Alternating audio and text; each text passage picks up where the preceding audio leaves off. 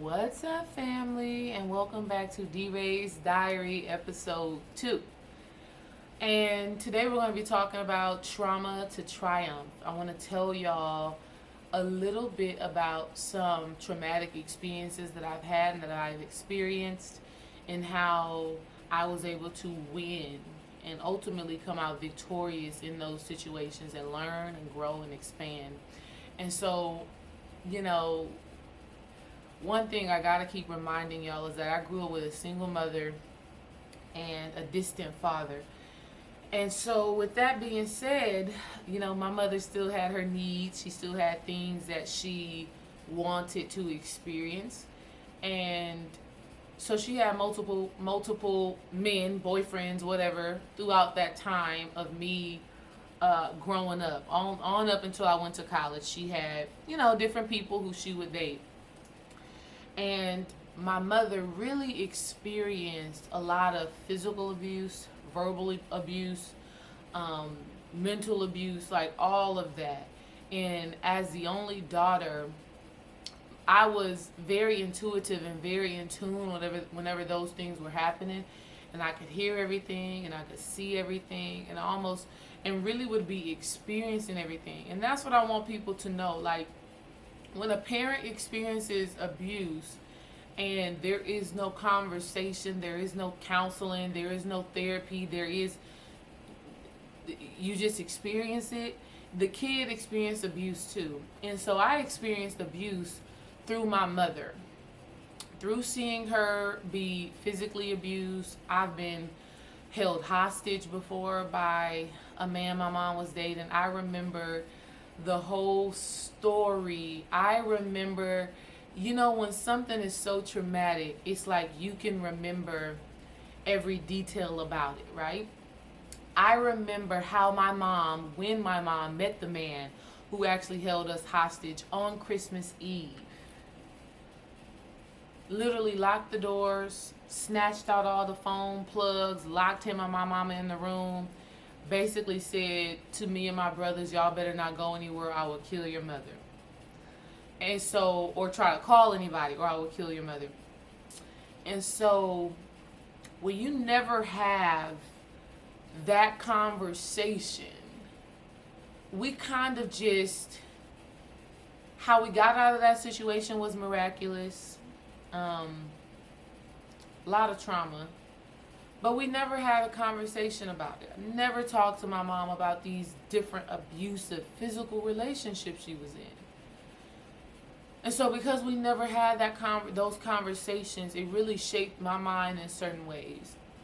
And one of the ways that it really shaped me and caused me to think and feel in terms of relationships and in terms of arguments and disagreements was it made me not ever truly speak up for myself, which also led to me being very passive aggressive, right? Because in my kid naive mind, I thought that the reason my mom was being abused physically, verbally, emotionally, the reason why she was being abused is because she talked too much, right? She had no control over her words, no control over what she said. She would say anything that came to her mind. And so it was almost as if she asked for those things. And I'm just explaining to y'all a kid's mind. It was almost as if she asked for those things because how rude and disrespectful she would be with her words. Okay? Which of course is not true, because regardless of what somebody says with their words, it should never lead to somebody putting their hands on anybody. But that happened. And so as a kid, to me, I took it as, okay, instead of me saying anything whenever I'm feeling some type of way, it was just like, I'm going to just be quiet. I'm not going to say nothing. Somebody else could be saying what they need to say. I'm just going to be quiet and not say what I have to say, because I'm afraid that if I do say what I feel, I'm going to be abused, I'm going to be hit, and things like that. So very intense stuff. It also made me to be the type of person who, if a person were communicating with me, if a partner or my mother or my father, if anybody was communicating with me calmly, passively, I wouldn't believe that I really hurt them, or that I really bothered them, or that I really caused some type of strain in their lives. Because in my mind, if you weren't yelling, if you weren't cursing, then it's not that bad. And that caused me to, if a person was talking calmly, that caused me to let things go in one ear and out the other. And not really hold on to the words that people were communicating. And not really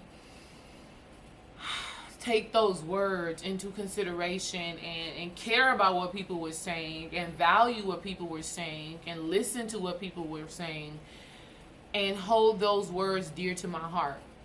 But when a person started yelling, this is when I understood, oh shit, this is serious. Oh, I better get it together. I better figure it out. This person is yelling. Yelling to me means it can lead into abuse, verbal abuse, mental abuse, emotional abuse, so on and so forth, physical abuse. So when a person starts yelling, this would trigger me to actually turn on and start paying attention.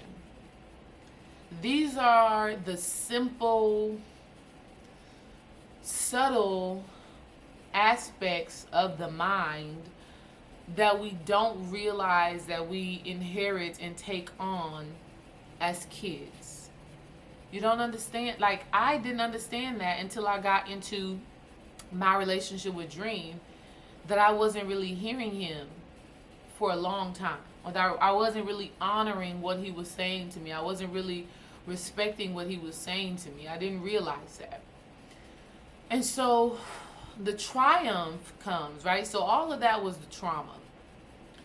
The triumph in this whole situation comes from me being able to tune in. And it took practice. It took an agreement between Dream and I saying, okay, we're going to say, let's take a minute. Let's take 5. And when we say let's take 5, let's take 10, let's take however much time we need. When we take that time, that means I put down any distraction. Well, I got to put my phone down. I got to turn the TV off.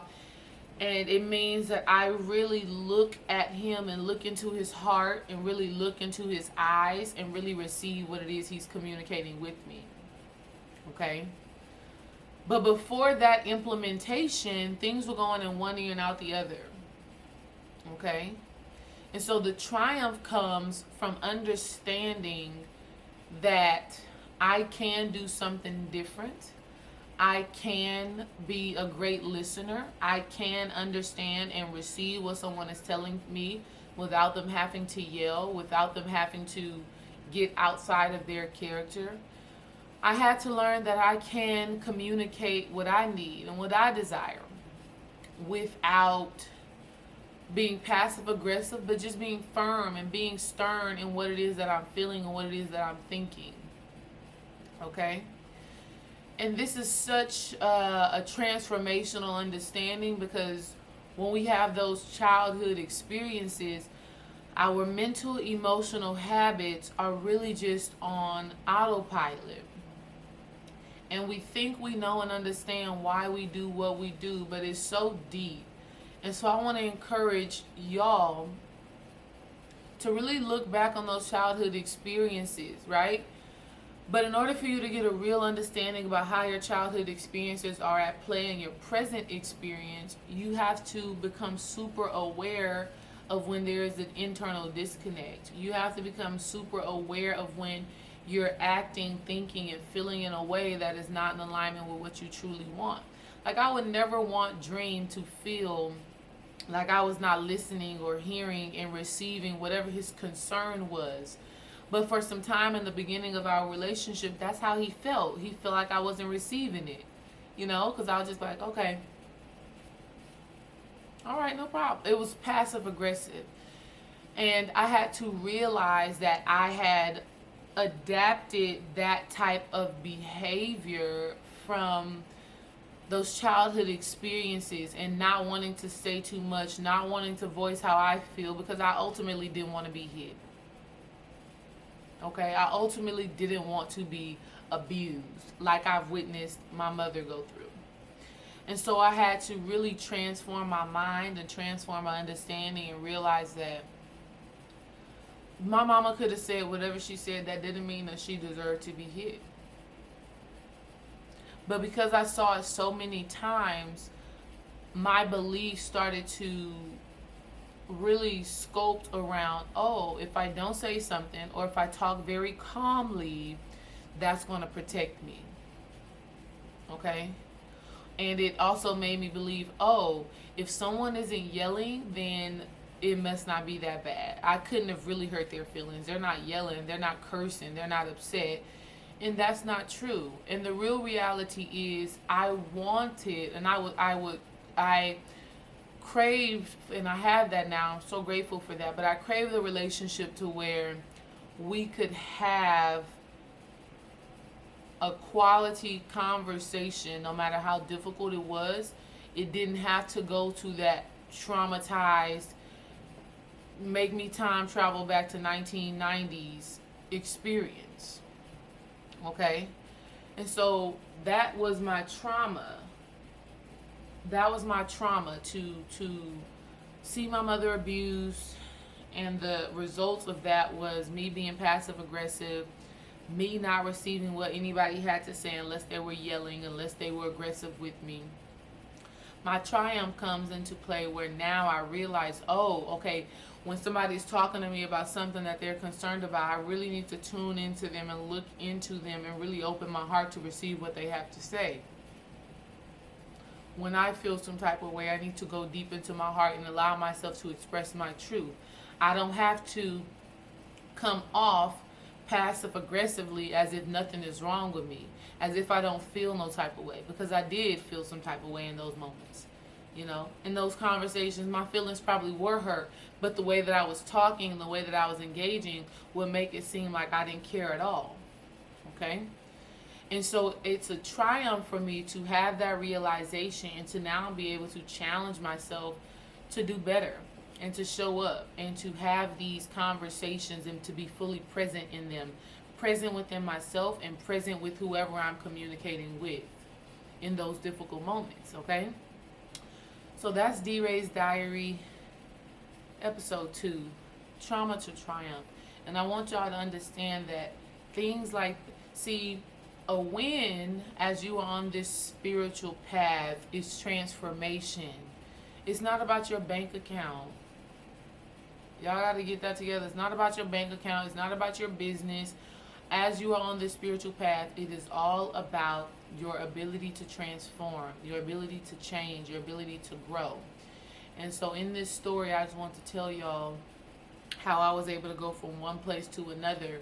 And it really took me implementing these practices, like cutting out any distractions and really focusing in on whoever I'm talking to, and then really surrendering into my heart and really expressing how I feel, and not trying to keep calm, not trying to appear calm just to keep the situation calm, because the other person was receiving me as if I didn't care about what was going on. All right?